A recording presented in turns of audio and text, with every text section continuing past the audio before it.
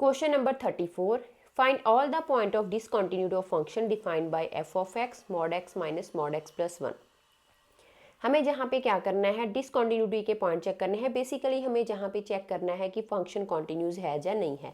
अगर हम देखें जहाँ पे दो अलग अलग फंक्शन है, जहाँ पर हमारे फंक्शंस अलग अलग होते हैं तो वहाँ पे अलजेब्रा यूज़ होता है, फंक्शन अलजेब्रा का यूज़ होता है।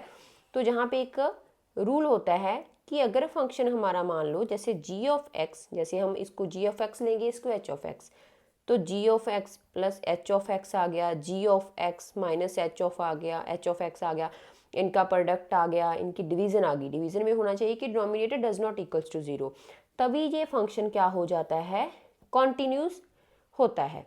तो भी मतलब ये वाला फंक्शन कॉन्टिन्यूस होता है अगर ये दोनों कॉन्टिन्यू शो कर दिए।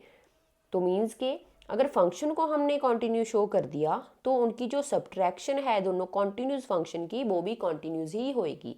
तो जहाँ पे कर लेते हैं स्टार्ट, इसको लेट कर लेते हैं। जी ऑफ एक्स है हमारा mod x, H of x है हमारा मॉड एक्स प्लस 1। पहले हम अलग अलग फंक्शंस को कॉन्टिन्यू शो करते हैं। सबसे पहले जी ऑफ एक्स के लिए स्टार्ट करते हैं। G of x mod x है, जैसे लास्ट क्वेश्चन में भी करा था, माइनस एक्स, तो एक्स की value less than zero, x की value greater than equals to zero. 3 cases बनेंगे, तीनों केसेस के लिए सॉल्व कर लेते हैं। पहला case first, late c be any real number. सी कोई भी रियल नंबर है तो सी लेस देन ज़ीरो के लिए चेक करते हैं। जी ऑफ एक्स, अगर c की वैल्यू लेस देन ज़ीरो है, मीन्स कि x की वैल्यू लेस देन ज़ीरो है, तो फंक्शन माइनस एक्स है। g ऑफ c के लिए क्या आ जाएगा, माइनस सी। फिर हम चेक करेंगे इसकी limit, x approaches to c, function क्या है g of x, limit x approaches to c, g of x minus x है, x c को अप्रोच कर रहा है तो माइनस सी आ गया। तो g ऑफ c और लिमिट सेम आए हैं, तो लिख सकते हैं जहाँ पे g of c equals to limit x approaches to c, g of x is equals to minus c. तो हम जहाँ पे लिख सकते हैं कि जो हमारा फंक्शन है वो कॉन्टिन्यूस है। तो g of x is continuous for c less than zero के लिए। फिर हम चेक करेंगे सेकंड केस में, c ग्रेटर देन ज़ीरो, तो g ऑफ x, अगर x की वैल्यू ग्रेटर देन ज़ीरो है तो फंक्शन हो गया x, g ऑफ c हो जाएगा। देन लिमिट चेक करेंगे, limit x approaches to c, g of x equals to limit x approaches to c, g of x x है, x c को approach कर रहा है तो वैल्यू आ गई c। तो g of c and limit equal आए हैं, x approaches to c, g of x किसके इक्वल, c के। तो फंक्शन हमारा क्या हो गया, ये भी कॉन्टिन्यूस हो गया। तो लिख सकते हैं g of x is continuous for c greater than zero के लिए। अब थर्ड केस है c इक्वल्स टू ज़ीरो के लिए, इसको हम नेक्स्ट पेज के ऊपर सॉल्व करते हैं। दो केसेस हमने g ऑफ x के लिए चेक कर लिए थे। केस थर्ड है हमारा c इक्वल्स टू ज़ीरो के लिए। अब हमारी जहाँ पे लिमिट ब्रेक होगी तो g ऑफ x के लिए कर लेते हैं पहले, अगर c की वैल्यू इक्वल्स टू ज़ीरो है तो फंक्शन x होएगा, g ऑफ ज़ीरो के लिए ज़ीरो वैल्यू आ गई।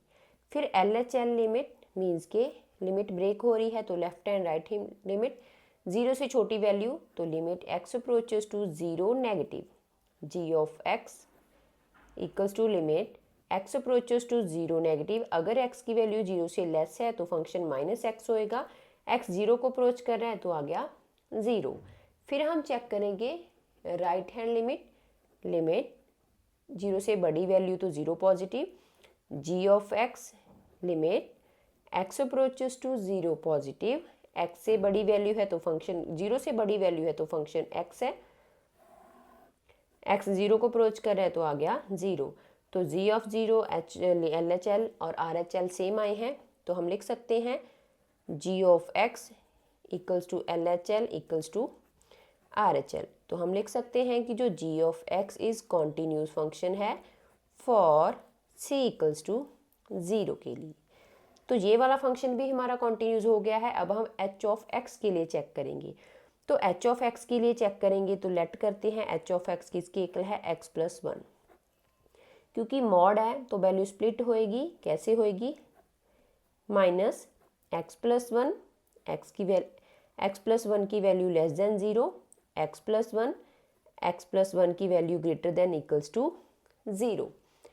अब इसको हम आगे भी लिख सकते हैं, कैसे लिखेंगे, further minus x plus one आएगी वैल्यू, वन को उस साइड ले जाएंगे, अगर एक्स की वैल्यू क्या है लेस देन माइनस वन है, एक्स प्लस वन होएगी, अगर एक्स की value greater than equals to minus one है। अब हमारे तीन केसेस बनेंगे, तीनों केसेस के लिए हम जहाँ पे चेक करेंगे जैसे हमने इस वाले पार्ट में करा था, तो केस फर्स्ट के लिए let c be any real number, c हमारा रियल नंबर है, तो जहाँ पे हम लेंगे पहले c is greater than equals to, या फिर लेस देन वाला केस ले लेते हैं पहले, सी की वैल्यू है लेस देन माइनस वन, तो जहाँ पे एच ऑफ एक्स के लिए चेक करते हैं, सी की वैल्यू अगर लेस देन माइनस वन है तो फंक्शन आ गया माइनस एक्स प्लस वन, और एच ऑफ सी हमारा आ जाएगा माइनस सी प्लस वन। फिर लिमिट चेक करेंगे, limit x approaches to c h x, limit x approaches to c h of x है हमारा minus x plus one, x c को approach कर रहा है तो ये आ गया c plus one, h of c और लिमिट सेम आए हैं, x approaches to c, h of x किसके इक्वल आए हैं माइनस सी प्लस वन के इक्वल आए हैं। अगर ये इक्वल हैं तो फंक्शन क्या है हमारा h of x is continuous for c less than minus one के लिए।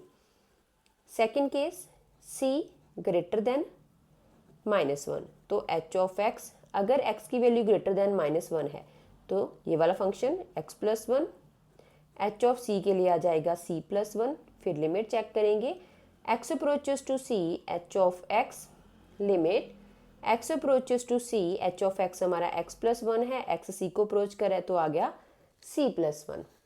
अब एच ऑफ c और लिमिट फिर से सेम आगे हैं, किसके इक्वल आए हैं c प्लस वन के लिए, तो function h of x is continuous for c greater than minus one के लिए। तो c greater than minus one के लिए भी फंक्शन हमारा कॉन्टिन्यूस हो गया है। अब थर्ड केस बचा है c is equals to minus one के लिए, उसको हम नेक्स्ट पेज के ऊपर सॉल्व करते हैं। h ऑफ x के लिए हमने जो दो केसेस थे वो लास्ट पेज के ऊपर सॉल्व कर लिए थे। हमारा थर्ड केस था c equals to minus one, तो लिमिट ब्रेक होगी, माइनस वन है तो इधर से वैल्यू और इधर से वैल्यू अप्रोच करेगी, तो हम जहाँ पे क्या करेंगे पहले एच ऑफ एक्स के लिए करेंगे, अगर c की value equals to minus one है तो फंक्शन ये वाला होएगा x प्लस वन है हमारा, तो फिर हम जहाँ पे वैल्यू पुट कर देंगे माइनस वन, तो माइनस वन प्लस वन किसकी इक्वल आ गया ज़ीरो के। आफ्टर दैट हम जहाँ पे लेफ्ट हैंड लिमिट और राइट हैंड लिमिट के लिए करेंगे, limit x approaches to one negative, क्योंकि लेफ्ट हैंड साइड से वैल्यू वो करेगी तो माइनस वन में होएगी, h of x equals to limit अगर वन से छोटी वैल्यू है, वन से छोटी वैल्यू है माइनस वन से छोटी वैल्यू है तो ये वाला function minus x plus one, x किसको अप्रोच कर रहा है माइनस वन को, तो जहाँ पे वैल्यू पुट करेंगे माइनस वन प्लस वन तो ये आ गया ज़ीरो। फिर हम चेक करेंगे राइट हैंड लिमिट के लिए, limit x approaches to one positive h of x, one से बड़ी वैल्यू तो फंक्शन ये वाला होएगा, limit x approaches to one positive x plus one, तो x की वैल्यू अब हमारे पास जहाँ पे माइनस वन है तो पुट करेंगे, तो माइनस वन प्लस वन ये आ गया ज़ीरो। तीनों केसेस में ज़ीरो आया है तो हमारा फंक्शन क्या हो गया कॉन्टिन्यूस हो गया, तो लिख सकते हैं h of minus one LHL और RHL, तो h of x is continuous